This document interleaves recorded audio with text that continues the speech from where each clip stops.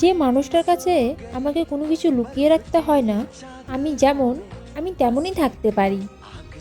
যে আমার চোখের তলায় ডার্ক সার্কেল, পায়ের ভেঙে যাওয়া নখ, অথবা ঘুম থেকে ওঠার পর আমার পাখির বাসার মতো এলোমেলো চুলের কথা জানে। যে আমার চিৎকার করে কান্নার শব্দ শুনেছে তীব্র রাগে আমি কেমন তা জেনেছে। আমার আনন্দে আমাকে বাচ্চাদের মতো হাসতে দেখেছে। যার সামনে নিজেকে সাজিয়ে তোলার তাড়াহুড়ো নেই আমার। ও কি ভাববে ভাবার দরকার নেই।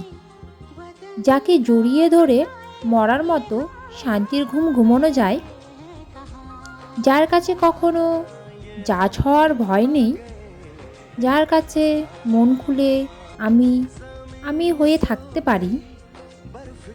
মোট কথা, যার সামনে আমাকে আমার মন্দটাকে লুকিয়ে রেখে শুধু ভালোটাকে দেখিয়ে পারফেক্ট সাজার অভিনয় করতে হয় না, তার সাথে একটা গোটা জীবন অনায়াসে হেসে খেলে ভালোবাসায় কাটিয়ে দেওয়া যায়।